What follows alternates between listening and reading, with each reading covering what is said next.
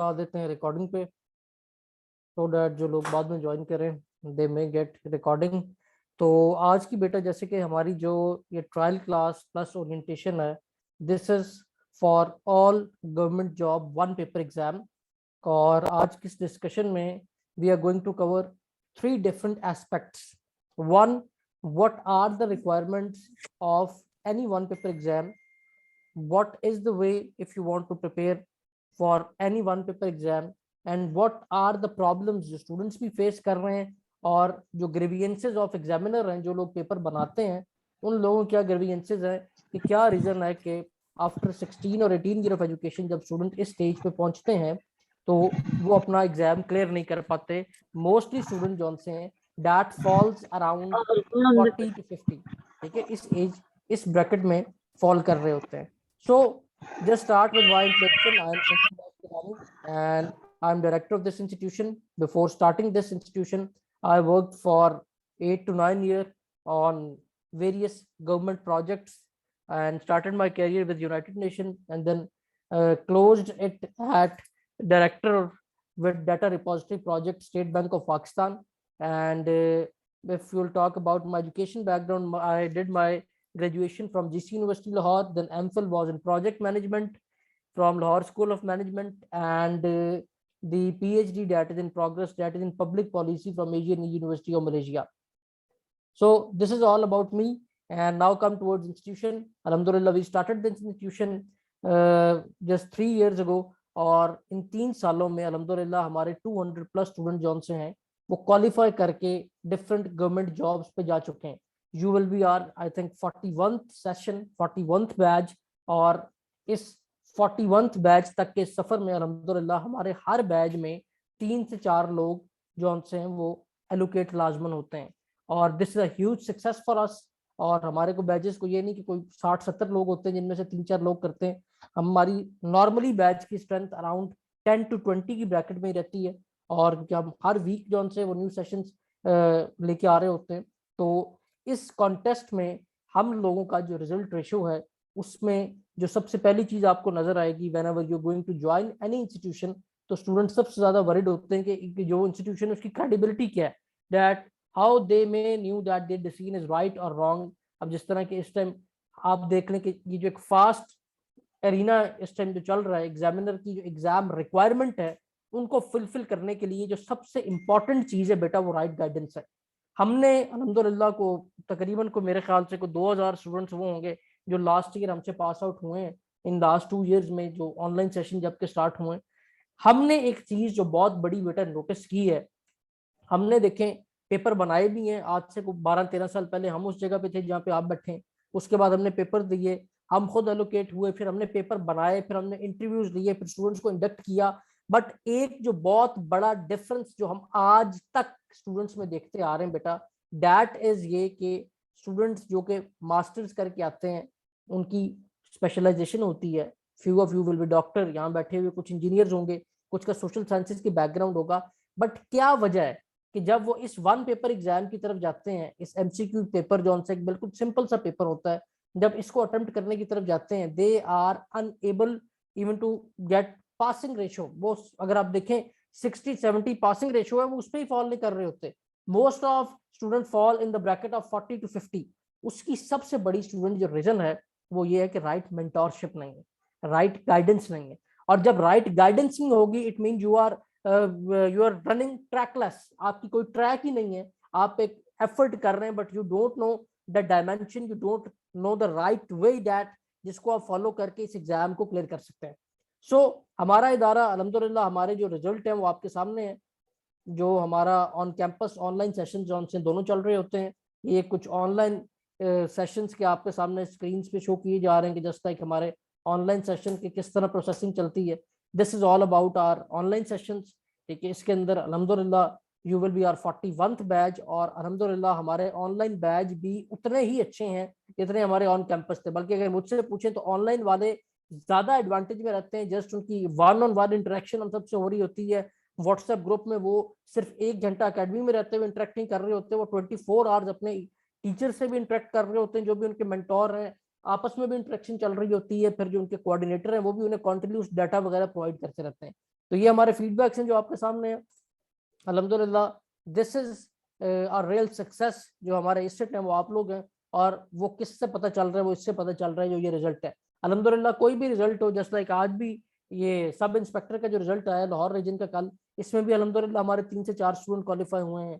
FIA के इसके पिछले वीक आया, उसमें हमारे 10-11 लोग क्वालिफाई हुए हैं जिनका इंटरव्यू भी चल रहे हैं। सो this is all about the institution. जो एक बेसिक स्टूडेंट को एक वरीज होती हैं कि हमने किस तरह जिस इदारे को ज्वाइन करना है, उसके बारे में हमें क्या पता, हम ज्वाइन कर रहे हैं वहां में कैसी गाइडेंस मिलेगी, क्या मिलेगी। तो इसके लिए हमने आपका आज के इस orientation session plus today's talk as an trial class जो सी वो हमने आज की आपकी रखी है। तो आपका ये जो सेशन है ये specifically FPSC PPSC all government job exam के लिए स्टार्ट होने जा रहा है। 40 डेज इसकी ड्यूरेशन है। कल से आपकी रेगुलर क्लासेस स्टार्ट है 4 to 5 PM। आपकी क्लास टाइम होगी ऑन कैंपस। कैंपस हमारे 4 कैंपस हैं लाहौर में, जिनमें से 2 में हमारे ये सेशन चल रहे होंगे। और ऑनलाइन कैंप जो हमारे बैच की टाइमिंग है वो 9:15 to 10:15 होगी। और अगर आप यहाँ से एक चीज मैं यहाँ मेंशन जरूर करना चाहूंगा कि अगर आप आउटसाइड लाहौर से बिलोंग करते हैं और आप स्पेसिफिकली कहते हैं कि हम क्लासेस लेने लाहौर आए, तो बेटा आपको इसके लिए आने की बिल्कुल भी जरूरत नहीं। जस्ट आज की क्लास में आपको अंदाजा हो जाएगा that how we are going to deliver you in such a way कि आपका टाइम भी सेव हो, आपकी कॉस्ट भी सेव हो। तो आपका ये जो 1 पेपर का एग्जाम है बेटा, जो 1 पेपर की बेसिक रिक्वायरमेंट है, जो कि एग्जामिनर आपसे चाह रहा होता है whenever you going to prepare for any 1 paper exam, इधर it's will be your CSS PMS entry test, जिसको आप MPT का नाम देते हैं, और एनी 1 पेपर एग्जाम जो किसी भी गवर्नमेंट जॉब के लिए हो रहा होता है, उसके जो बुनियादी सब्जेक्ट्स हैं वो ये सब्जेक्ट है। इंग्लिश, बेसिक इंग्लिश रिक्वायर्ड होती है। उसके सब पार्ट्स जो हमें रिक्वायर्ड हैं, that includes parts of speeches, tenses, vocabulary, narration, active passive voice, sentence correction, synonyms antonyms. उसके बाद मैथ्स है, मैथ्स में बेसिक मैथ्स, ठीक है। उसके बाद एनालिटिक पोर्शन, एक स्पेसिफिक पोर्शन होता है जिसमें आपको जस्ट यू हैव टू जज on the base of situation the right answer. उसके बाद आपका पाक affair, world affair, Pakistan geography, these all subject basically you can say come in the bracket of GK. I myself will teach you current affair and your Islamic study, जो आपका ये Islamic history का part है, और current affair means world affair and पाक geography, ये जो लिखा हुआ है। और जो आपकी पाक अफेयर है ये आपको सैयद जैनुल आबिदीन जो असिस्टेंट डायरेक्टर FI हैं वो टीच करेंगे। मैथ्स आपको जमील टीच करेंगे जो कि सुपीरियर यूनिवर्सिटी में लेक्चरार है, मेरा स्टूडेंट है 2019 का, और माशाल्लाह वेरी टैलेंटेड इंडिविजुअल। इंग्लिश आपको जमानुल्लाह खान टीच करेंगे जो कि लास्ट 5 ईयर से हमारे साथ CSS PMS Lahore government job को इंग्लिश टीच कर रहे हैं। Then next is computer science, जो कि आपको Ashraf Nazir lecturer GC university Lahore वो टीच करेंगे। उसके बाद general science, Islamic history and Urdu. So this is your basic syllabus जो कि जनरली हमने इस 40 डे सेशन में कवर करना है। अब सबसे बड़ी बात जो मैंने आपको स्टार्ट में बताई है कि सबसे पहली चीज बेटा, when I joined UN united nation as project coordinator, तो हमारा जो प्रोजेक्ट डायरेक्टर था वो एक बात कहता होता था, your half work is done when you organize your work, कि आपका आधा काम उस वक्त हो जाता है जब आप काम को ऑर्गेनाइज कर लेते हैं। हमारे फेलियर की सबसे बड़ी रीजन ही ये बेटा कि हम आज के इस दौर में अपने काम को ऑर्गेनाइज नहीं कर पाते। We don't know from way to start and way to end. देखें, एग्जामिनर हमारी तरह के इंसान है। अब हम में और आप में थोड़ा सा एक डिफरेंस ये कि हमने कुर्सी के इस तरफ भी बैठ के देखा और उस तरफ भी बैठ के देखा है। हमने तैयारी की भी है, हमने फिर पेपर बनाए भी हैं। हायरिंग के बाद वो स्टेज पे आए कि लोगों को गवर्नमेंट जॉब्स के लिए हायर किया, डिफरेंट प्रोजेक्ट्स के लिए। अराउंड को 500+ लोग वो हैं जिनको मैंने खुद हायर किया था। और जब हमने पेपर डिजाइन किए तब हमें आइडिया हुआ कि पेपर डिजाइन करते हुए कौन से पैरामीटर्स हैं जिनको फॉलो किया जा रहा होता है। और वो पैरामीटर्स को जब तक आप फॉलो ना करें बेटा, आप इस एग्जाम को क्लियर नहीं कर सकते। और वो पैरामीटर क्या है बेटा? उन पैरामीटर के लिए सबसे बेसिक चीज ये है, examiner want to you be a jack of all trade and master of none. Simply, examiner अगर आपकी इंग्लिश में ग्रिप है, like say you have done masters in your English literature, so there might be a chance कि आप English में बहुत अच्छे हैं और 20 मार्क्स के जो इंग्लिश के सवाल आने उसमें आप 20 में से 19 ले जाएं। बट अगर सिर्फ आपको इंग्लिश ही आती है, बाकी सब्जेक्ट नहीं आते, इट मीन 0। देखें, बजाहिर ये पेपर जो आपको नजर आता है, ये पेपर आपका 3 घंटे का एक MCQ टाइप पेपर होता है। मल्टीपल चॉइस क्वेश्चन होते हैं जो कि 100 मार्क्स के होते हैं। और इसके लिए आपको अगर आपने एक अच्छी प्रिपरेशन करनी है तो you need this all subject जो आपको स्क्रीन पे शो हो रहे हैं, उन्हें प्रिपेयर करना है। अब बजाहिर ये पेपर 100 नंबर का है, बट जो कंपटीशन है that falls in the bracket of 10 marks. What actually the place where the competition is being fought is just revolving around 10 marks. अगर 80 पे मेरिट क्रॉस हो रहा है और आपके 79 मार्क्स हैं, तो जस्ट एक्सपेक्ट कि आप 79 नंबर ले लें और आपको कॉल नहीं आई क्योंकि 80 पे मेरिट क्लोज हो गया है. This is as equal to as zero. अगर आप जीरो ले रहे हैं 79 ले रहे हैं तो ये बराबर है क्योंकि कॉल ही 80 वाले को आनी है, मेरिट क्लोज ही 80 पे हो रहा है. तो क्वेश्चन ये है कि आपने अगर 80 मार्क्स लेने हैं या आपने मेरिट में फॉल करना है तो उसके लिए बेटा आपको क्या करना पड़ेगा. उसके लिए बेटा जो सबसे इंपॉर्टेंट चीज है जो हम सबको करनी पड़ेगी, we have to cover these all subjects. ठीक है, हमने किसी एक पे बच्चा सबसे पहली गलती क्या करता है, जब बच्चा हमारे पास आता है वो किसी एक सब्जेक्ट को पकड़ेगा, उसमें चंद टॉपिक्स को पढ़ लेगा और उसके बाद जो वो ये एक्सपेक्ट करेगा कि मैंने इतने दिन पढ़ लिया तो इट मीन्स कि मैं अब जो इस एग्जाम को क्लियर कर जाऊंगा. बट एक्चुअली ऐसा नहीं होता. जब तक कि वो सारे सब्जेक्ट को अच्छी तरह कवर अप नहीं करेगा वो इस एग्जाम को क्लियर नहीं कर सकता. तो मेरी वॉइस सबको क्लियर है? यस आवाज sir. Clear? Yes sir. Anam बेटा यहाँ लिख के बताएं, एरम कह रही से वॉइस नहीं आ रही तो इसे काइंडली बताइएगा कि लीव करके दोबारा ज्वाइन करें और ज्वाइन विद ऑडियो करें. सर उन्होंने शान माइक ही कनेक्ट नहीं किया हुआ सर. उन्होंने माइक कनेक्ट नहीं किया हुआ जिनको आवाज बस नहीं वही जा माइक रही. कनेक्ट. शान अगर आप यहाँ मौजूद है तो बेटा बताएं जरा लिख के एरम को. जी ठीक है सर. तो बेटा ये सब्जेक्ट जौन से है, ये सब्जेक्ट को कवर करने का अब आगे फर्दर क्या तरीका है ये तो अब आपको पता चल गया कि अगर आप इनमें से एक सब्जेक्ट भी छोड़ेंगे आपकी एलोकेशन नामुमकिन है. और अगर आपने इन्हें अब कवर करना है तो उस कवर करने के लिए अगेन फिर आपको राइट मेंटोरशिप, राइट डायरेक्शन जब तक नहीं मिलेगी आप इन सब्जेक्ट को कवर नहीं कर सकते. तो इस राइट मेंटोरशिप के लिए अब हमने क्या करना है, हमने आपके सिलेबस को बेटा इस तरह ब्रेकअप किया है, जो हमारी मेथोडोलॉजी है कि we are going to teach you with 3 dimensional approach. यहाँ पे आप सुन भी रहे हैं, रिपीटेड सवाल जो पेपरों में आ रहे हैं वो भी आपको बता रहे हैं, टॉपिक आपको कॉन्सेप्चुअली क्लियर करवा रहे हैं. और जैसे जैसे हम एज एन एग्जामिनर जब पेपर बना रहे होते हैं, हम सवालों को सोचते हैं, वैसे वैसे आपको बता रहे होते हैं. और जब आप उस पैटर्न के मुताबिक प्रिपेयर करेंगे तो बेटा obviously you will clear this exam. अब वो पैटर्न क्या है, just come toward the outline of the subject. आपको ये बात तो पता है कि आपको कंट्रीज के कैपिटल पूछे जाते हैं या किसी कंट्री का ये पूछ लिया जाता है कंट्री किस पार्ट में मौजूद है, ये आप सबको पता है. ठीक है, अब वो सवाल एग्जामिनर कहां से देता है, overall approximately there are 190 plus country on the globe. But क्या आप 190 प्लस कंट्रीज के कैपिटल को याद करेंगे अगर आप चाहते हैं कि आपको कैपिटल वाला क्वेश्चन 3 को? बिल्कुल भी नहीं. उसके लिए there are some loopholes, there are some places. जब हम पेपर बनाते हैं हमने आपकी कंट्री जौन सी जिसका कैपिटल आपसे पूछना है वो या सेंट्रल एशिया से होनी है या ईस्ट यूरोप से होनी है या लीस्ट डेवलप अफ्रीकन कंट्री से होना. अभी मैप पे जाके मैं आपको दिखाता हूँ जो हमारी अभी ट्रायल सेशन शुरू होने जा रहा है. तो हमने आपकी आउटलाइन के साथ देखें 2 तरीके इस काम को करने के, इस पेपर को क्लियर करने के. या आप 40-50 पेपरों में फेल होंगे, आपको तजर्बा होगा एग्जामिनर सवाल कहाँ से पूछता है उसके मुताबिक प्रिपेयर करें. या आप राइट मेंटोरशिप से, राइट गाइडेंस से हम डायरेक्टली आपको वही चीजें करवाएंगे जिससे एग्जामिनर सवाल पूछ रहा होता है. ठीक है, इसका ये मतलब नहीं कि हम कोई पेपर लीक कर रहे हैं. अल्हम्दुलिल्लाह आप हमारे रिव्यूज जाके हमारे पेज पे भी पढ़ें, ये VNCSS नेटवर्क का जो पेज है फेसबुक का, हमारे यूट्यूब चैनल पे जाके देखें, हमारी जो भी वीडियोज उन पर देखें. हमारे स्टूडेंट 100% हमसे सेटिस्फाइड इसलिए कि हमारा जो तैयारी करवाने का तरीक़ेकार है वो दूसरों से मुख्तलिफ है. और वो तैयारी कराने का तरीक़ेकार दूसरों से मुख्तलिफ क्यों है? जस्ट बिकॉज बेटा we are not wasting your time. हम आपको राइट डायमेंशन में जस्ट सिलेक्टेड थिंग्स करवा रहे हैं और वही चीजें करवा रहे हैं जो कि पेपर में एग्जामिनर पूछता है.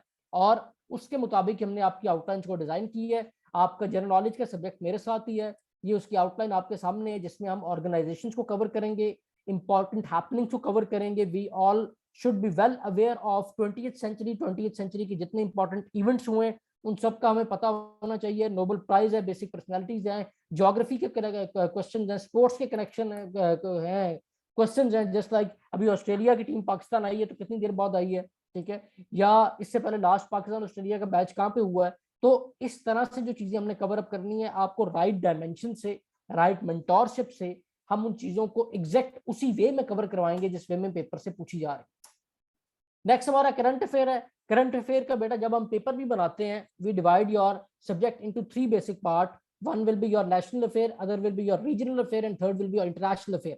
Just like you are a part of Central Asia or South Asia, sorry, तो आपसे पहले आपके कंट्री से रिलेटेड साउथ एशिया के गिरदोनवा के सवाल आएंगे, फिर रीजन में आपके एशिया से रिलेटेड आएंगे, और इंटरनेशनल में आपसे पूरी दुनिया से रिलेटेड सवाल आएंगे, और ये तीनों किस्म के सवाल पेपर में होंगे। अगर आपको इंटरनेशनल अफेयर पता है, रीजनल और नेशनल नहीं पता, तो आप उसमें मार खाएंगे। तो आपको बेसिकली अपने सिलेबस को ब्रेकअप करना है, जो हमने यहाँ पे किया हुआ है, जो हमारी सक्सेस की रीजन है।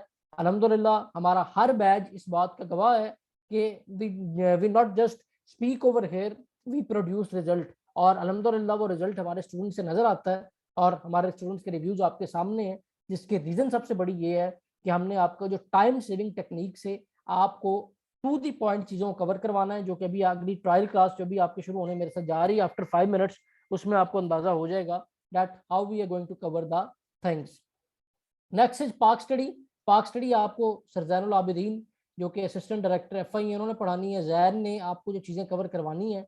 अब देखें, Pak study start from 712 with advent of Muhammad bin Qasim in this region till now. तो आपने एक तरह से 1300-1400 साल कवर करने हैं, तो 1300-1400 साल आप cover in form of detail. अगर आप बुक्स पढ़ें तो शायद इस पे आप 20-30 से ज्यादा बुक्स पढ़ें फिर कवर होंगे। तो असल तरीका क्या है बेटा, कि ना ही तो एग्जामिनर का इतना कोई इन डेप्थ नॉलेज है कि किसी किताब से सवाल दे देगा, और ना ही एग्जामिनर आपसे ही चाहता है कि किसी भी सवाल, किसी भी किताब से सवाल दे तो आपको आना चाहिए। Actually things are very clear and very simple. आपका पेपर जो डिजाइन हम लोगों ने करना है बेटा, बड़े एक आसान तरीके से करना है। आपके जो मेन मेजर टॉपिक्स हैं उनके सवाल डालने, और होता क्या है कि आप में से कोई भी शख्स जब तैयारी करने लगता है तो सबसे बड़ी गलती जो करता है, मार्केट से कोई आउटडेटेड गाइड ले लेता है, जिस गाइड में कोई लाइक से कोई 1000 पेजेस के वो गाइड में होती है, और उसके अंदर कोई मोर देन 50-60,000 एमसीक्यूज होते हैं, उसको रटा लगाना शुरू कर देता है, जो कि ह्यूमन कैपेबिलिटी नहीं है। और किताब छापने वालों को भी पता है कि ना ही कोई इसको कभी रटा लगाए, और ना ही कभी कोई क्लियर करे, तो ना ही उन पर कोई क्लेम हो। तो इदारे को ज्वाइन करने का मकसद, मेंटोरशिप का मकसद, प्रिपरेशन करने का मकसद बेटा ये होता है कि आपकी एफर्ट को रिड्यूस कर दिया जाए, आपके टाइम को सेव किया जाए, और शॉर्ट टाइम में मैक्सिमम चीजें आपको कवर करवा के फिर टू द पॉइंट अप्रोच आपको प्रिपेयर किया जाए। इसी तरह आगे जनरल साइंस है। जनरल साइंस के बेसिकली 4 पार्ट है: environmental science, physical science, chemical science and biological science, जिनको हम कवर करने जा रहे हैं। इन सब में से क्वेश्चन आते हैं, लेकिन most of your question fall in the bracket of environmental science, जो आजकल एग्जामिनर पेपर में सबसे ज्यादा पूछ रहा है। इस्लामिक स्टडी है। इस्लामिक स्टडी का जो भी आउटलाइन है वो मैं अभी आपको नोट्स से भी दिखाता हूँ, आपके नोट्स पे भी आपको दिखाते हैं। अब इस्लामिक स्टडी के आउटलाइन में बेटा क्या होता है कि इस्लामिक स्टडी में भी आप एक चीज को उठा के रट्टे लगा लगा के, जस्ट लाइक कुरान के बारे में आप याद करना शुरू कर देते हैं, तो कुरान के बारे में आप ये अच्छी तरह जो सूरतों के नाम याद कर लेते हैं। अभी लास्ट सब इंस्पेक्टर के पेपर में उसने ये पूछा होता सूरह अहज़ाब की आयात कितनी, ठीक है। अब इस तरह अगर एग्जामिनर के इस तरह अप्रोच को आप देखें, तो क्या आप तमाम जो सूरतें हैं वो उन सब की आयात की तादाद याद करेंगे? बेटा कभी भी नहीं। आपको पता हो कि किस टाइप का सवाल कहां से बन सकता है। Just like when we are designing your paper, simply ये कोई, मैं ये नहीं कि पेपर आउट कर रहा हूँ, सिंपली आपको एक छोटी सी बात बता रहा हूँ बेटा। हमने जो इंपॉर्टेंट टॉपिक्स हैं वो उठाने, अल कुरान, इस्लामिक हिस्ट्री, प्रॉफिट मोहम्मद सल्लल्लाहु अलैहि वसल्लम, इन 3 टॉपिक में से हमने मोर देन 1 क्वेश्चन देना, ठीक है। मैं भी आपको आउटलाइन भी दिखाता हूँ। बाकी जो छोटे छोटे टॉपिक हैं, ज़कात है, उसके बाद नमाज है, हज है, ठीक है, रोजा है, ये तमाम चीजों से हमने एक सवाल से ज्यादा नहीं देना। बैटल्स ऑफ इस्लाम है, ठीक है। तो अब जब हम आपको खुद प्रिपेयर यहाँ पे करवा रहे हैं, जो हमारे रिजल्ट की मेन रीजन है वो ये कि हम आपको प्रिपेयर ही अकॉर्डिंगली करवा रहे हैं। जिस चीज पे जितनी एफर्ट रिक्वायर्ड है हम उतनी पुट करेंगे, और by this short span of time in 40 days you will be well prepared for all government job exam including PMS GK and CSS MPT। So this is of general science and ability, जो कि आपको बताया। इसमें IQ question है, basic arithmetic, time series, ठीक है, और numerical test ability, analytical reasoning questions, mental ability, solution hints, ये सब कुछ आपको कवर अप करवाया जाएगा। कंप्यूटर साइंस की ये आउटलाइन है। ये जनरल नॉलेज की आउटलाइन है, जिसके हमारे 4 to 5 बेसिक पार्ट्स हैं। और अब हम फॉर्मली अपनी चलते हैं ट्रायल क्लास की जानिब, जो अभी हम स्टार्ट करने जा रहे हैं। अब मुझे बताएं, किसी और का कोई सवाल अब तक है तो आप लोग पूछ सकते हैं। अब तक की डिस्कशन में से कोई सवाल? No sir. अच्छा, कुछ चीजें मेंशन कर दूं बेटा मैं। तमाम तर मटेरियल हम खुद प्रोवाइड करेंगे। देखिए, इट्स टेक्नोलॉजी, इसमें कई दफा होता है कि स्टूडेंट लेक्चर नहीं अटेंड कर पाता, so you should not be worried, हम आपको रिकॉर्डेड लेक्चर प्रोवाइड करेंगे।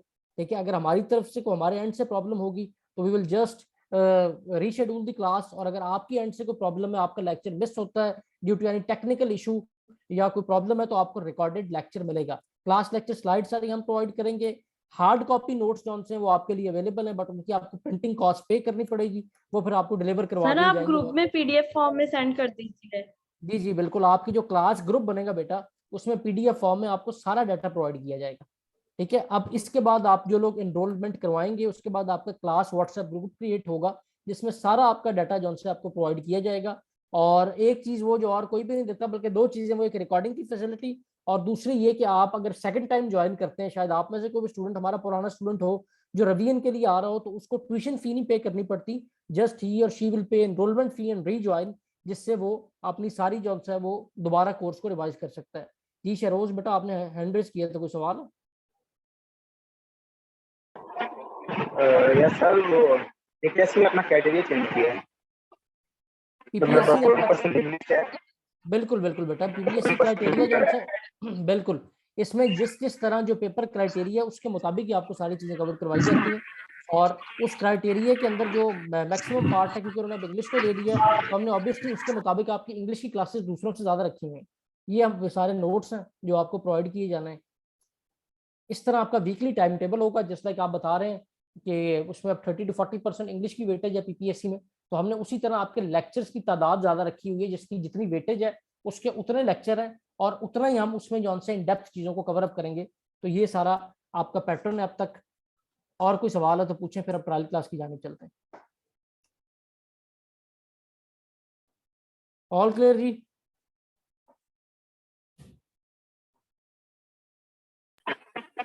Yes sir, yes. ओके जी, वेरी गुड।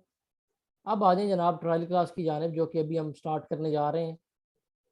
जस्ट लाइक मैंने आपको बताया कि आपका मेरे साथ जो सब्जेक्ट है दैट इज करंट अफेयर, तो हम जो आज स्टार्ट करने जा रहे हैं बेटा, that is your first lecture of current affair. Current affair जिसको आप जीके का नाम भी देते हैं, जिसको आप जनरल नॉलेज का नाम भी देते हैं, वर्ल्ड अफेयर भी इसको कहा जाता है। This is also an integral part of all your one paper exams. ठीक है, कोई भी वन पेपर एग्जाम ऐसा नहीं है जिसमें जीके या करंट अफेयर ऐड ना हो। This is in short one of the most critical subject in terms के स्टूडेंट्स को इसमें ये नहीं पता चलता कि उन्होंने चीज़ों को कैसे कवर करना है और कहाँ से कवर करना है। और उसकी जो सबसे बड़ी रीजन है बेटा, वो ये कि इसका कोई हार्ड एंड फास्ट सिलेबस नहीं है। You have to cover, you have to, you can say, revolve around the globe and cover the dynamics of approximately 195 countries, जिनके बारे में आपको पता होना चाहिए सब्जेक्ट के लिए। अब बच्चा सबसे बड़ी गलती जो इस सब्जेक्ट में बेटा करता है, वो ये करता है कि उसको ये वो जानने की कोशिश ही नहीं करता कि इस सब्जेक्ट की आउटलाइन क्या है, इस सब्जेक्ट को आपको किस तरह आपका जो पेपर है वो बनाया जा रहा है, और as an examiner what we expect के स्टूडेंट को करंट अफेयर के बारे में पता हो। देखें, आपका ये जो पेपर है बेटा, ये जिसमें जो करंट अफेयर का पार्ट है, ये कोई इस लेवल का नहीं, they are not going to hire you to teach current affair to the students, but what they need from you is, जो उनकी डिमांड है वो ये कि आपको एटलीस्ट बेसिक्स का तो पता हो। उन बेसिक्स के लिए जो हमारी रिक्वायरमेंट है, उसमें हमने 3 पार्ट्स को कवर अप करना है। First is issues of Pakistan और affair related to Pakistan. Second is your relations with countries, specifically neighbor countries, and the countries that are ruling superpower, just like Russia, China और America. इन तीनों के साथ जो उनसे सवाल ज्यादा इंपॉर्टेंट होते हैं। उसके बाद जो ग्लोबल इश्यूज चल रहे हैं, जो ग्लोबल सिनेरियो चल रहे हैं, उससे रिलेटेड सवाल हमारे लिए जरूरी है। अब इसको कवर करने के लिए अब हम चलते हैं ग्लोबल मैप की जानिब। फर्स्ट आपके सामने इस टाइम स्क्रीन पे मैप खोलने जा रहा हूँ बेटा। इसके साथ साथ मैं बल्कि आपको दिखा देता हूँ जो नोट्स आपको प्रोवाइड करने, ताकि ये दिखाने वाला काम हमारा ख़त्म हो और हम फॉर्मली एक लेक्चर की फॉर्म में चीज़ों को समझ लें। ये देखिए बेटा, ये सारे नोट्स हैं जो आपको प्रोवाइड किए जाने हैं। जस्ट लाइक ये मेरा अभी सब्जेक्ट जिसको हम शुरू करने जा रहे हैं, ये उसके नोट्स हैं। इसमें आपको 2 फाइल मिलेंगी, जिस तरह मैंने भी आपको सिलेबस बताया है। एक वो जो प्रेजेंट करंट हैपनिंग्स चल रही हैं, उससे रिलेटेड हमारी एक टीम कॉन्टिन्यूसली आपके लिए एमसीक्यूज ट्रेस कर रही होती है। हर महीने के अपडेटेड एमसीक्यूज आते हैं, और आप जिस महीने में पेपर दे रहे हैं, एटलीस्ट बैकवर्ड इंटीग्रेशन से आपके पास 6 महीने का नॉलेज होना जरूरी है। ठीक है, तो ये देखिए, इसमें आपको हर महीने के जो एमसीक्यूज हैं वो भी मिलेंगे। आपको किसी स्पेसिफिक को साइड सोर्स की जरूरत नहीं पड़ेगी, कोई खपरा नहीं पड़ेगा। ये सारी चीजें हम आपको खुद प्रोवाइड करेंगे, अप टू डेट सारी। ठीक है, दूसरे जो हमारे नोट्स हैं वो मेरा बेटा जो कि बहुत इंपॉर्टेंट है, वो ये हैं। इसमें जो मेरे लेक्चर्स आपके साथ होंगे, ये जीके का पार्ट है। जीके वो कहते हैं जो करंट अफेयर हो चुका है, जिसको आप जनरल नॉलेज का नाम दे रहे हैं, उसका पार्ट है। ठीक है, अब इसमें बेटा जो आपको नोट्स मिल रहे हैं वो इस फॉर्म में सारे, लेकिन जो लेक्चर्स हैं उसमें हम ये नहीं कर रहे कि एक एक लाइन पढ़ रहे हो। ये लेक्चर मैं आपको खुद डिलीवर करूंगा, आपको तमाम तर सवालात बताऊंगा जो पेपर्स में आ रहे हैं, जो हमने कवर करना है, और अल्टीमेटली उन चीज़ों को फॉलो करके आप सिंपली जब इन नोट्स को पढ़ेंगे तो ऑटोमेटिकली ऐसे होगा कि जिस तरह चीज़ें दिमाग में आपके घोल के उतारी जा रही हैं, और simply you will clear this exam इंशाल्लाह इन फर्स्ट अटेम्प्ट, जो कि हमारे स्टूडेंट करते आ रहे हैं, और ये रीत आपके बैच में भी कायम दायम रहेगी। So now come towards our lecture. We are sitting in Pakistan. ये आपके सामने दुनिया का नक्शा मौजूद है। सबसे पहले जब आप मैप को देखते हैं बेटा, सबसे इंपॉर्टेंट चीज जो इस मैप पे है, आई एक्सपेक्ट कि आप सबके पास पेन और पेपर मौजूद हो।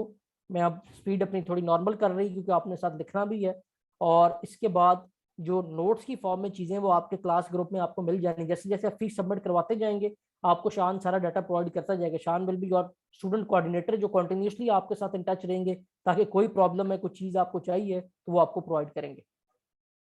सो currently we are sitting in Pakistan. जब आपने मैप देखना है बेटा, तो सबसे इंपॉर्टेंट चीज जौन सी है वो ये है कि मैप पे आपको डायरेक्शन देखना आना चाहिए। You all should know about east west north south on this map.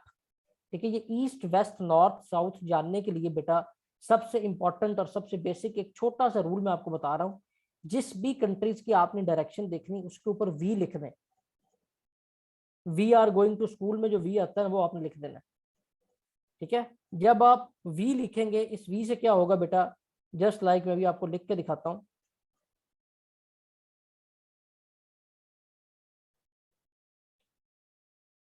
ये मैंने यहां से आपके लिए सिलेक्ट किया मैप का पार्ट। अब ये इसके ऊपर मैं जब वी लिखूंगा, ये एक आसान तरीन हिंट है जो आपको सारी जिंदगी नहीं भूलेगा। हम पाकिस्तान की डायरेक्शन देखना चाह रहे हैं, मैंने यहाँ पे ये वी लिख दिया आपके सामने स्क्रीन पे। सिंपल, पाकिस्तान की जो लेफ्ट साइड है वो वेस्ट है, पाकिस्तान की राइट साइड ईस्ट है। आपके अपर साइड आपने नोज से याद रखनी है, नोज ऊपर की तरफ होती है, so this will be north, और डाउनर साइड बचेगी, this will be south. Is it clear? याद रहेगा सबको? Yes no? अच्छा, एक और चीज मैं मेंशन कर दूं। वेरी गुड, वेरी गुड बेटा। आप लोग क्लास में जब चाहे अपने आप को अनम्यूट करें, just like you are sitting in physical class. आप अनम्यूट करें, कोई बात करनी है, कुछ पूछना है, कोई उसमें हिचकिचाने की जरूरत नहीं। Simply unmute yourself and ask और दोबारा म्यूट कर लें। जस्ट हमने पूरा क्लास वाला इन्वायरमेंट यहाँ भी रखा हुआ। तो आपने जब ये ऊपर लिख दिया, वी से आपको मैंने याद करवाया, we are going to school में जो WEV आता है वो आप जिस भी जगह पे लिखेंगे उसकी डायरेक्शन आपको पता चल जाएगी। सो पाकिस्तान के वेस्ट पे जो कंट्रीज हैं वो अफगानिस्तान और ईरान है। पाकिस्तान के ईस्ट पे इंडिया है, पाकिस्तान के नॉर्थ के ऊपर चाइना है, और पाकिस्तान के साउथ पे गवादर, इंडियन ओशन, अरेबियन सी, ये सब कुछ पाकिस्तान के साउथ पे मौजूद है। अब जो पाकिस्तान के, अब मैंने आपको हर जगह से, जब मैंने आपको पूरे ग्लोब का भी चक्कर लगवाना है, इसमें मैंने हर जगह से सिर्फ वही सवाल ही करवाने हैं जो पेपर में आते हैं। ठीक है, हमने पूरी हिस्ट्री नहीं पढ़नी, अफगानिस्तान तब बना और ये हुआ और वो हुआ। हमें गर्ज इस बात से है कि जो एग्जामिनर ने पेपर में पूछना है हमें वो पता हो। तो अफगानिस्तान के बारे में जो आपकी वेस्टर्न नेबर कंट्रीज है, यहाँ से दो किस्म के सवाल निकलने। जीके के बारे में जो सवाल मेरे बेटा यहाँ से आना है वो आपको आना है, पाकिस्तान और अफगानिस्तान का जो बॉर्डर है उसका नाम क्या है। तो क्या आप मेरे को बता सकते हैं बॉर्डर का नाम क्या है? एक्सीलेंट, एक्सीलेंट बेटा, एक्सीलेंट। तो पाकिस्तान अफगानिस्तान के बॉर्डर का नाम ड्यूरंड लाइन है। अब इस ड्यूरंड लाइन के बारे में आप पाक अफेयर्स में जो आपको सर जैनुल आबिदीन पढ़ाएंगे उनके साथ भी आप पढ़ेंगे। वो आपको सारी जो इसकी बेसिक हिस्ट्री, इससे रिलेटेड सवाल कि ये कब बनी, just like as you all know कि ये पाकिस्तान बनने से पहले जो सी निकात पजीर हुई, उससे रिलेटेड जो 2-3 सवाल हैं वो आपके वहाँ पे कवर हो जाएंगे। ईरान है आपका वेस्टर्न नेबर, ईरान के साथ आपका कॉमन कल्चर, कॉमन रिलीजन है। ईरान के बारे में सिर्फ एक सवाल पेपर में आजकल आ रहा है, दैट इज जो कि चाबहार पोर्ट है ईरान का, बहुत फेमस चाबहार पोर्ट, उससे रिलेटेड सवाल आ रहा है। और ईरान में जो टाइप ऑफ गवर्नमेंट है वो, क्योंकि आपको पता है रिलीजन के नाम पे गवर्नमेंट है, जिसको आप थियोक्रेसी कहते हैं। बादशाहत सऊदी अरब में जिसको मोनार्की कहते हैं। डेमोक्रेसी आप सबको पता है, जो आज़ादी होती है, लोगों की हुकूमत। डिक्टेटरशिप वो जो आर्मी हुकूमत होती है। और ये एक ज़रा अब लास्ट भी एक पेपर में सवाल आया हुआ था पिछले महीने, वो है कि the government made on the name of religion is called as dash. तो उस गवर्नमेंट को आप थियोक्रेसी कहते हैं, थियोक्रेसी। यहाँ समझ में ना आए मेरा बेटा अनम्यूट करके मुझसे पूछ लेना, मैं दोबारा बता दूंगा और लिख लेना सर है, और इसकी अगर फिर भी रह जाए। स्पेलिंग, जी जी, थियोक्रेसी की स्पेलिंग। थियोक्रेसी की स्पेलिंग आप अभी आप जनरल स्पेलिंग में एक एक के सबके बताऊंगा तो मेरा टाइम ज्यादा लगेगा। आप जनरली उसको लिख लें, बाद में जो स्पेलिंग करेक्शन है आप उसे कर लीजिएगा, क्योंकि आपको पता है एमसीक्यूज में आपने स्पेलिंग तो नहीं लिखना है ना, जस्ट आपने यही करना है ABC में से कौन सा ठीक है। उसके बाद आपका जो अपर साइड है, जो नॉर्थन साइड है, नॉर्थ पे आपके चाइना है। चाइना से रिलेटेड जो सवाल आपके पेपर में आता है वो बहुत इंपॉर्टेंट सवाल है, 2 से 3 सवाल चाइना से रिलेटेड लाजमन पेपर में होते हैं। वो प्रेजेंटली जो सवाल आ रहे हैं that is related to CPEC, OBOR, BRI, ये भी इन डिटेल हमने आगे पढ़ना है। और CPEC से रिलेटेड जितने भी प्रोजेक्ट हैं वो, OBOR mean one belt one road initiative, BRI mean belt road initiative.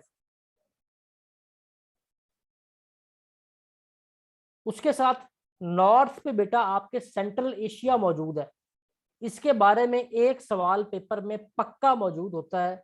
और जो सवाल आते हैं वो चंद ये सवाल हैं। एक तो जो आपसे वो कैपिटल पूछता है, ये अभी आप मेरी सिर्फ बातों पे चाहे ना रहना, पेपर उठा के देखो, आपकी जो कैपिटल पूछे गए होंगे वो मेरा बेटा या तो आपसे वो सेंट्रल एशियन कंट्रीज के कैपिटल पूछेगा, ये कंट्रीज जहां पे मैं इस टाइम एरो को घुमा रहा हूं,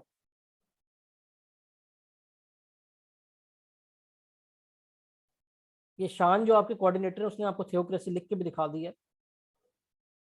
central Asian countries are basically land lock countries. Land lock countries उन कंट्रीज को कहते हैं बेटा जिनके चारों तरफ जमीन हो, किसी तरफ भी पानी बाय वाटर एक्सेस ना हो। लास्ट FIA के पेपर में भी उसने पूछा था there are dash land lock countries in central Asia. तो सेंट्रल एशिया में टोटल 12 लैंड लॉक कंट्रीज हैं। और इसके बाद एक नेक्स्ट टर्म होती है जिसको आप डबल लैंडलॉक कहते हैं। ये डबल लैंडलॉक वो होती है जब आपके जो साथ नेबर कंट्री हो भी लैंडलॉक हो, यानी कि एक कंट्री खुद लैंडलॉक, उसके साथ नेबर कंट्री भी लैंडलॉक, तो इसको हम डबल लैंडलॉक कहते हैं। 2 सवाल।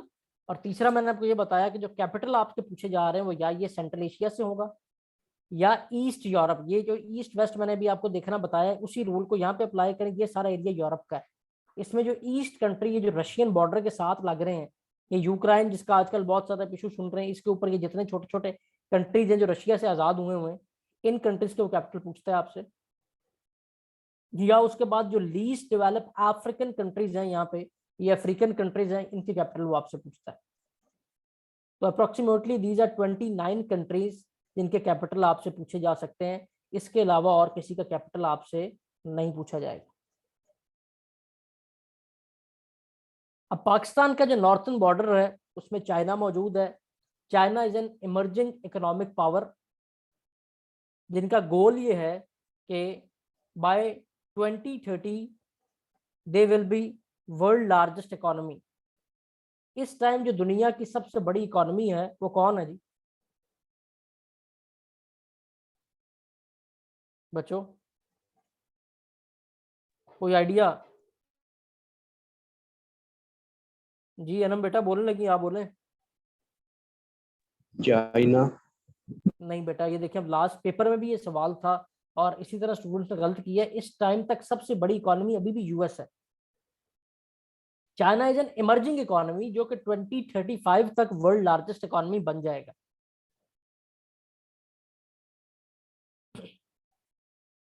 उसके बाद पेपर में एक सवाल और रिपीटेडली आता है कि सबसे ज्यादा कंट्रीज के साथ बॉर्डर कौन सी कंट्री शेयर करती है। तो ये भी रशिया एंड चाइना है, जो कि प्रेजेंटली, ये पुरानी किताबों में भी गलत फिगर है 11 कंट्रीज के साथ। अभी जो रिसेंट नोट सारे छपे उनमें भी गलत फिगर है, क्योंकि ये छोटी छोटी कंट्रीज अभी आजाद हो रही हैं। तो प्रेजेंट फिगर जो सी है वो ये है कि 14 ईच कंट्रीज के साथ रशिया और चाइना बॉर्डर शेयर करते हैं। पूरी दुनिया में सबसे ज्यादा बॉर्डर शेयर करने वाली कंट्रीज रशिया एंड चाइना है, जो कि 14 ईच कंट्रीज के साथ बॉर्डर शेयर करते हैं। और इन टर्म्स ऑफ टेरिटोरियल पावर, जमीन जिसके पास सबसे ज्यादा है वो दुनिया पे कंट्री भी रशिया है।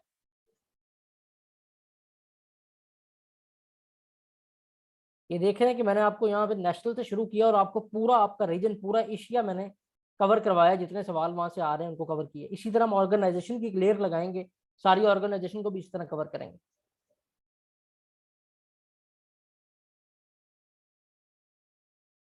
आपका जो ईस्ट साइड का बॉर्डर है वो इंडिया के साथ है, जिसको LOC कहते हैं, line of control.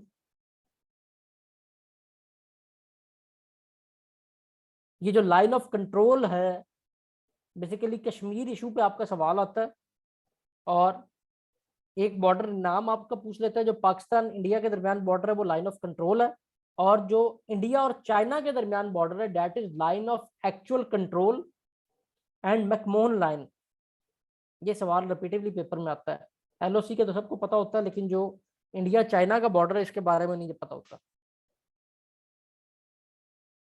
Line of actual control LAC लिखा जाता है। LOC पाकिस्तान इंडिया का है और LAC इंडिया चाइना का है। LAC and McMahon line.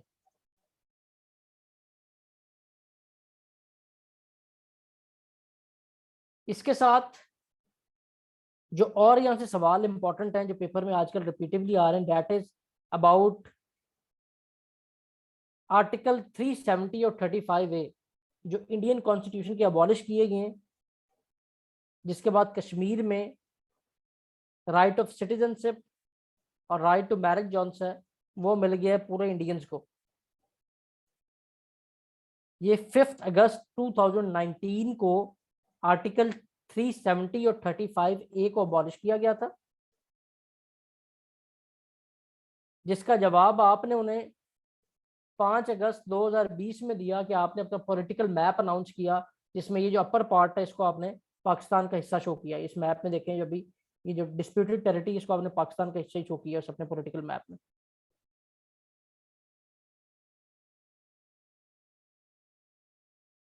Fifth अगस्त 2019। जी 2019 में बेटा उन्होंने अपना पॉलिटिकल जो सा आर्टिकल अबॉलिश किया है 370 और 35A, और 5 अगस्त 2020 को आपने अनाउंस किया है।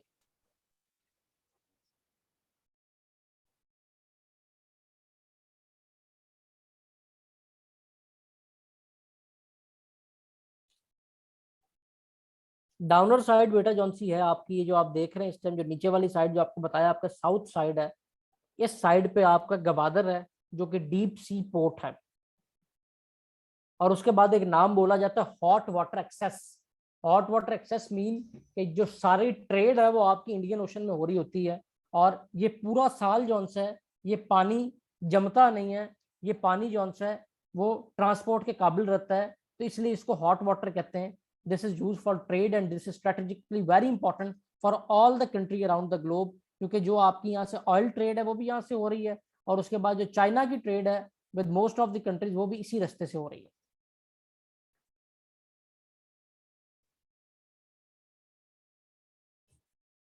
और ये पोर्ट आपने ओमान से परचेज किया था।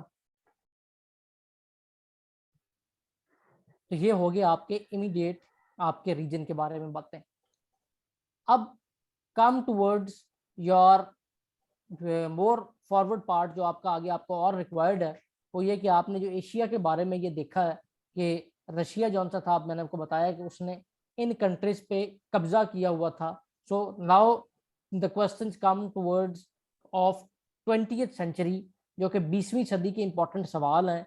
अब हम जब आपकी जगह स्टूडेंट से बेटा, हमने को 15 से 20 दिन लगा के पूरी ये सदी पढ़ी थी कि सदी में क्या क्या कुछ हुआ था, बट आपके लिए आज चीजें वो आसान है और आपको मैं चीजें वो टू दी पॉइंट बता रहा हूँ जिसके आपको सवाल आते हैं। अब बेटा इस पार्ट में से जो सवाल आपसे पूछे जाने हैं वो आप सबको पता होना चाहिए। Game start with world war 1। जब वर्ल्ड वॉर 1 हुई है तब दुनिया पे कोई निजाम था उसका नाम पता है आपको? मैं एक स्लाइड आपके लिए खोल रहा हूँ जिसकी वजह से मैं थोड़ा स्लो हूँ। लें जी, अब हम आ जाते हैं इस स्लाइड की जानिब जो अभी के हमारे लेक्चर की। By start of 20th century and end of 19th century, world was basically comprised of various power, जिसके अंदर ग्रेट ब्रिटेन वाले भी पावर थे, ऑस्ट्रेलिया भी पावर था, ऑस्ट्रिया, फ्रांस, रशिया, जर्मनी, ये सारी कंट्रीज पावर थे। और ये सारी कंट्रीज जानते थे to capture more and more land, to capture more and more economic resources, they fight with each other. ठीक है, और ये फाइट जो सी थी जिसका नाम वर्ल्ड वॉर 1, जिसके बारे में सवाल पेपर में आता है, ये 1914 से 1918 तक हुई। एक पूरी हायरार्की बना लें, एक चार्ट बना लें, जो इवेंट्स में लिखवा रहा हूँ उन्हें लिख लें, और इसमें से 2-3 सवाल पेपर में आपके पक्के हैं। पहले लिख लें, फिर मैं आपको एक्सप्लेन करता हूँ। 1914 से 1918 तक आपकी वर्ल्ड वॉर 1 हुई है। 1919 में आपकी ट्रीटी ऑफ वर्सैलीज हुई है। ट्रीटी ऑफ वर्सैलीज, ये ट्रीटी ऑफ वर्सैलीज जौन सी है मेरा बेटा, इसके रिजल्ट में आपकी लीग ऑफ नेशन बनी है 1920 में।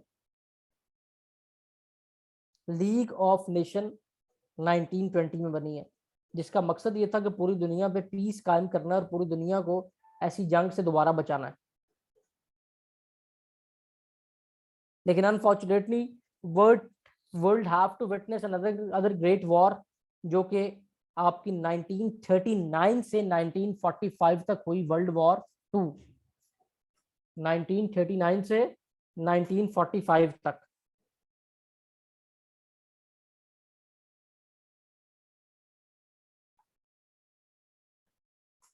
और उसके बाद एक ऑर्गेनाइजेशन बनी जिसका नाम यूएन, यूनाइटेड नेशन था, जिसका मकसद ये था कि पूरी दुनिया में पीस कायम करना है।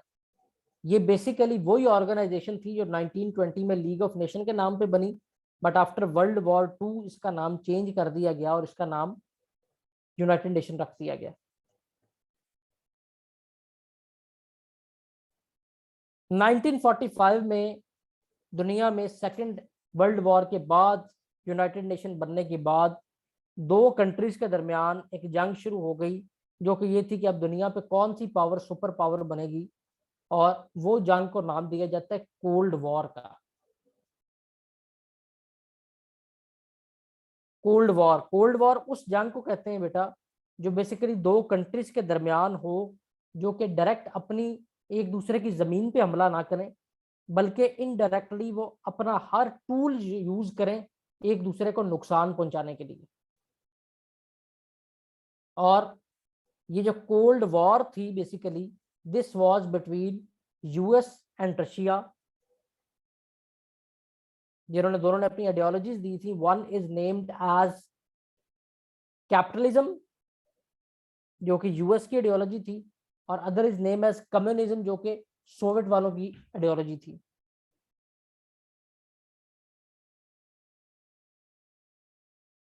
Capitalism and communism.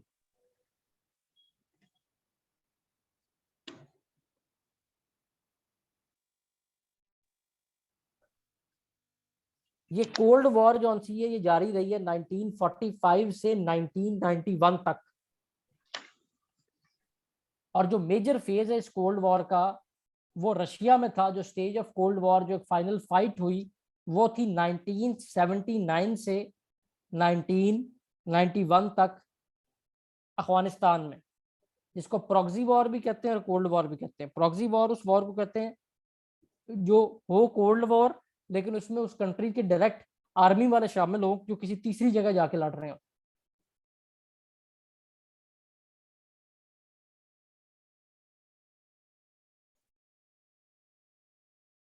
और 1991 के बाद रशिया जो उनसे टूटा। अब लास्ट एक पेपर में फिर अभी ये सवाल आया हुआ था, पिछले महीने की बात है, कि the region of downfall of Soviet Union in cold war was, नीचे उन्होंने दिए हुए थे इकोनॉमिक, सोशल, पॉलिटिकल और ऑल ऑफ दीज। तो सबसे बड़ा जो बेटा बेसिकली रीजन था वो इकोनॉमिक रीजन था, कि इकोनॉमिकली रशिया इतना वीक हो गया था कि वो अपने साथ जो उसके जितने कंट्रीज पर उसने कब्जा किया हुआ था उन्हें फंड नहीं कर पा रहा था, तो रशिया टूट गया और जो वर्ल्ड सुपर पावर है वो सिर्फ एक कंट्री बनी जो बची पीछे, वो थी यूएस।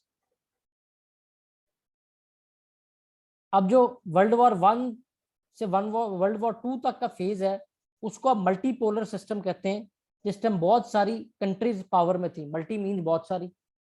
बायपोलर सिस्टम, इसका सवाल पेपर में आया हुआ था। Bipolar era was from dash to dash. Bipolar era जो सी थी बेसिकली ये 1945 का से 1991 तक, जब दो मेन पावर थी, by main two, one was US and other was Russia, उसको रेफर करता है। और यूनी मीन वन, यूनिपोलर, जो कि पोस्ट कोल्ड वॉर एरा है, 1991 के बाद का जो टाइम पीरियड है उसको आप यूनिपोलर सिस्टम कहते हैं, जो कि आपका basically only one super power, that was basically US. Sir थोड़ा सा रिपीट कर दें, मल्टीपोलर सिस्टम से कब नो से? प्रॉब्लम बेटा, नो प्रॉब्लम। मल्टीपोलर सिस्टम जौन सा है ये बेसिकली आपका चलता आ रहा था, जो कि खत्म हुआ है 1945 में।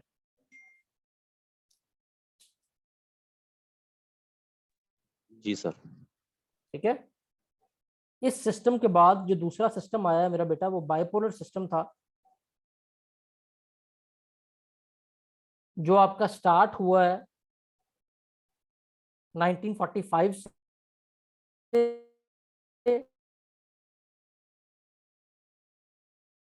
खत्म हुआ है 1991 में।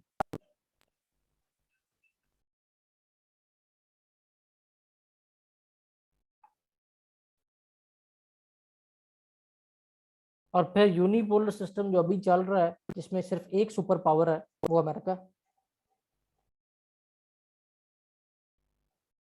क्लियर है?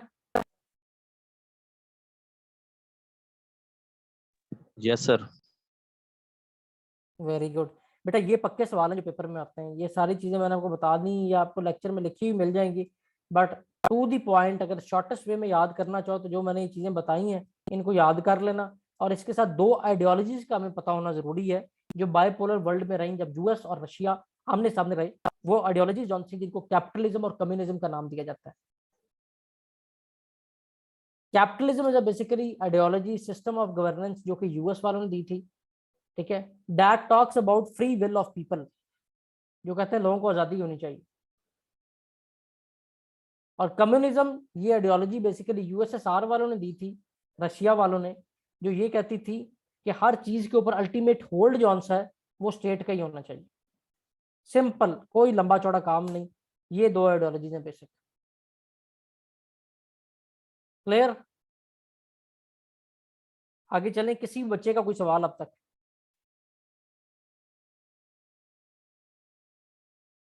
वेरी गुड यार, आई एक्सपेक्ट कि ये सेशन हमारा बहुत अच्छा बनने जा रहा है।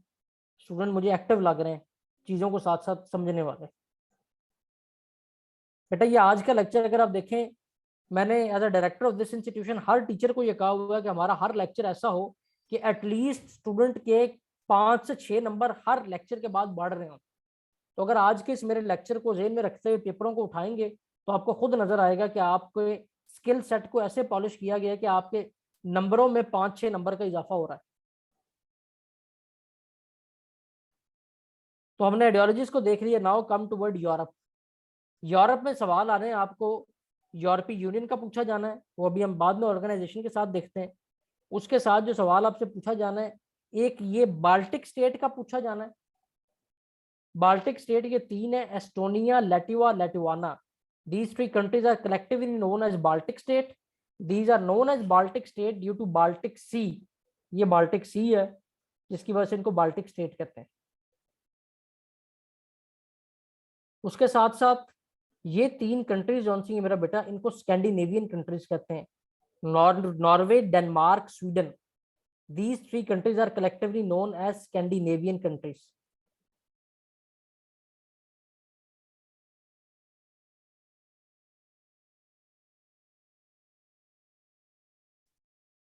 Scandinavian countries.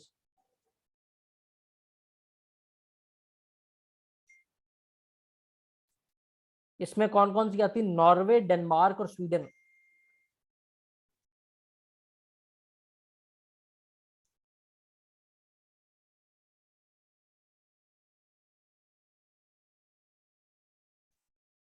बाल्टिक स्टेट इस सेंस में भी इंपॉर्टेंट है कि उनका कैपिटल पूछा जाता है। और स्कैंडिनेवियन कंट्रीज, इनकी मेन इंपॉर्टेंस ये है कि ये कंट्रीज जो सी हैं, these are basically most peaceful countries of the world. सबसे ज्यादा अमन पसंद कंट्रीज जो सी दुनिया में है, वो इनको कंसिडर किया जाता है। उसके अलावा यहाँ से और कोई सवाल नहीं आता। जस्ट कि मेडिटेरियन सी का सवाल आता है। मेडिटेरियन सी के बारे में वो ये पूछता है कि एक वेटिकन सिटी का पूछता है, ये कहाँ पे है। दूसरा यहाँ से ये जो टर्की का पूछता है, टर्की क्योंकि आधा यूरोप में और आधा एशिया में, इसका सवाल आता है। और एक मेडिटेरियन सी का सवाल आता है कि Mediterranean Sea is in downer side है ना, in south of dash, east west north south को आपने देख लेना है कि ये किसके डाउनर साइड कहाँ पे आ जाती है। ये वाली साइड है जहाँ पे ये मौजूद है।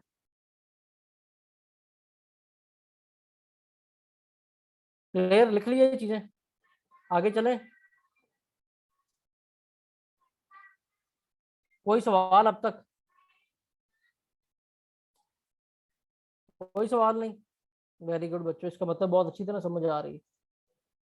उसके बाद जनाब आपने नॉर्थ अटलांटिक क्वेश्चन क्रॉस किया। अमेरिका के बारे में आपको सवाल एक वो आना है जो अभी तक हमने कर लिया है, उसके आइडियोलॉजी का। उसके बाद अमेरिका और कनाडा के दरमियान जो बॉर्डर है 48 पैरेलल लाइन, उसके बारे में सवाल आता है।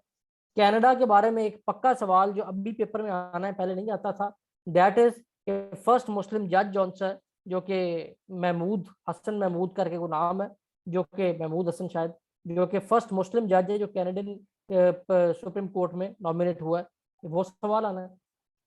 उसके बाद कैनेडियन इमिग्रेशन पॉलिसी 2021, जिसके तहत दुनिया के सबसे ज्यादा इमिग्रेंट कनाडा में अट्रैक्ट से, ये सवाल आता है। यूएस के बारे में पेपर में अगर सवाल देखोगे तो यूएस प्रेसिडेंट का सबसे ज्यादा पूछा जाएगा in presidential hierarchy. Joe Biden is dash president of US, 46 president है जो बाइडेन यूएस का। हमें ये पता होना चाहिए वो किस पार्टी से बिलोंग करता है। अमेरिकन फर्स्ट लेडी का नाम क्या है। अमेरिका में टोटल कितनी स्टेट्स हैं और सेनेट के कितने मेंबर हैं। बस इसके अलावा कोई और सवाल यहाँ से नहीं पाओगे। उसके बाद ये कैरिबियन सी का सवाल एक आता है हमें। कैरिबियन सी कनेक्ट्स अपर पार्ट, यानी कि जो आपका सेंट्रल अमेरिका है और साउथ अमेरिका, इसको कनेक्ट करती है। ये जो नीचे साउथ अमेरिकन कंट्रीज है, यहाँ से कोई सवाल नहीं आता। एक फॉरेस्ट जॉन सी आपको पता है, बहुत ही मशहूर फॉरेस्ट, अगर किसी को नाम याद हो, क्या नाम है उसका? दुनिया की सबसे बड़ी फॉरेस्ट जो कि इस एरिया में पाई जाती है, उसका सवाल आता है। वो आपकी सारी इसी एरिया में है, जो आपकी अमेजोन फॉरेस्ट, जिसका आपको नाम पता है अमेजोन के नाम से, वो यहाँ पे इस एरिया में पाई जाती है। उसके अलावा यहाँ से कोई और सवाल हमें नहीं आएगा। Then come toward this Africa part, Africa में से कोई सवाल नहीं आता सिवाय इसके कि ये लीस्ट डेवलप्ड अफ्रीकन कंट्रीज हैं।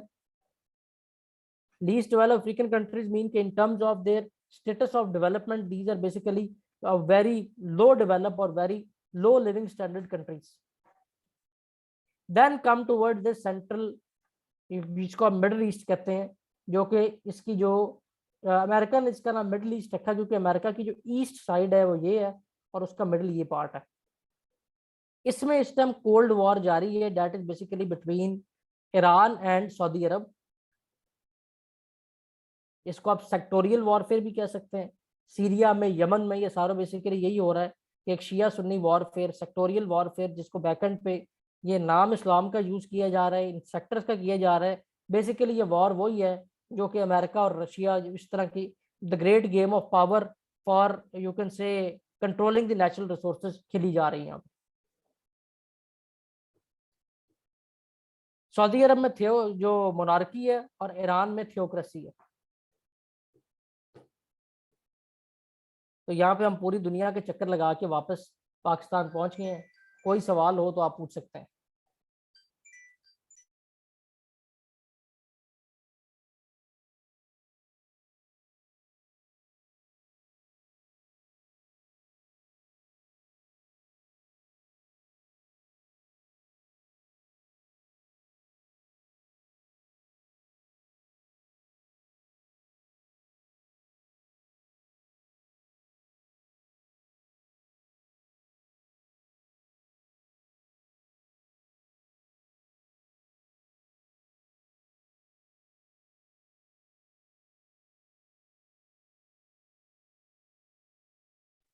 जी बच्चों, कोई सवाल, कोई चीज समझ में ना आई हो?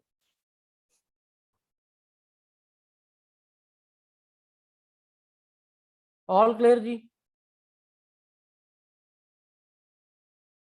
सो this was our today's lecture. इसके अलावा हमें ऑर्गेनाइजेशन का इसी तरह एक चक्कर रिक्वायर्ड है, ठीक है। ऑर्गेनाइजेशन की बात की जाए तो आपका जो ये वाला रीजन है जिसमें पाकिस्तान है, यहाँ की एक रीजनल ऑर्गेनाइजेशन है जिसका नाम सार्क है। ये वाला जो रीजन है, जो आपका ये ईस्ट चाइना चाइना का पार्ट आता है, यहाँ की एक ऑर्गेनाइजेशन है जिसका नाम आसियान है। ये आपकी असाइनमेंट भी है। इन ऑर्गेनाइजेशन को आपने सर्च करना है, इनके टोटल मेंबर कितने हैं, इनका हेड ऑफिस कहाँ पे है, ये आपने जो से सर्च करना है।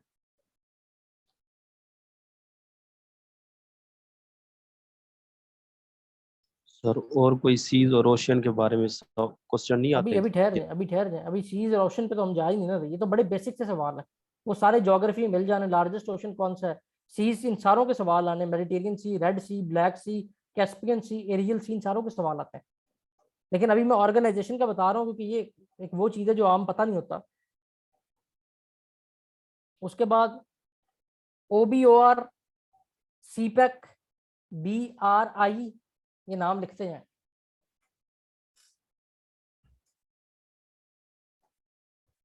OBOR, CPEC, BRI, OPEC, organization of oil exporting countries.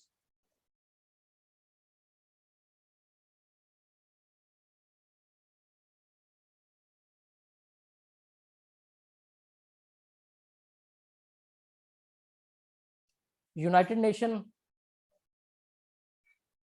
Amnesty international और OIC। जी बच्चे, अब कोई सवाल आपका अब तक के बारे में हो तो पूछ सकते हैं। फिर हमारा नेक्स्ट सेशन शुरू होने जा रहा है, date is for CSS PMS। आपका कोई सवाल हो तो आप लोग पूछ सकते हैं। कल से आपकी क्लासेस अब उसी टाइम पे होंगी, 9:15 वाले। कोई सवाल, कोई कंफ्यूजन अब तक? कैसा लेक्चर रहा है?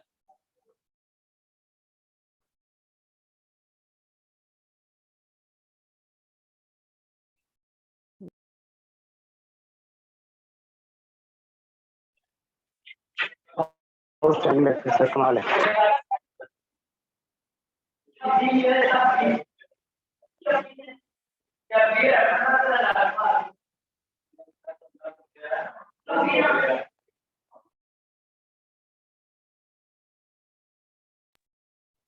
जी जी, कोई सवाल नहीं।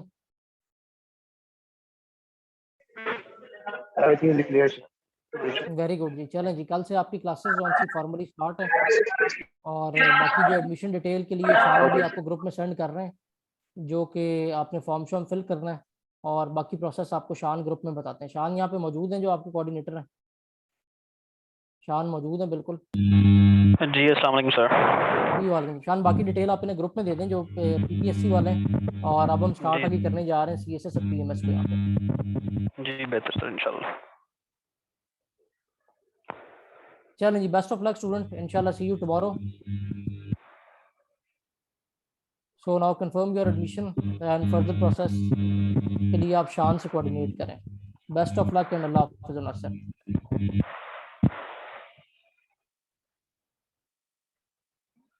स्टूडेंट्स जो आप लोग ज्वाइन कर रहे हैं CSS और PMS के लिए, जस्ट वेट, 2-3 मिनट्स में और लोग ज्वाइन करते हैं, फिर हम स्टार्ट करते हैं।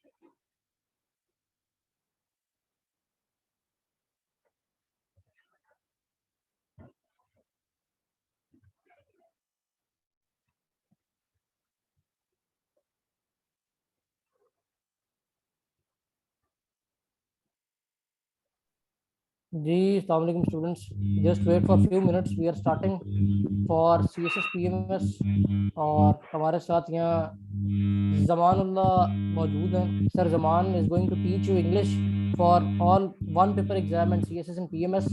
और सर जमान इज बेसिकली माशाल्लाह highly talented individual with you can say lot of skills और CSS PMS क्वालिफाइड हैं और 4-5 साल से स्टूडेंट्स में जो कमियां हैं इंग्लिश को समझने में इस एग्जाम को लेके वो दूर कर रहे हैं। तो जमान साहब, डू यू हियर मी?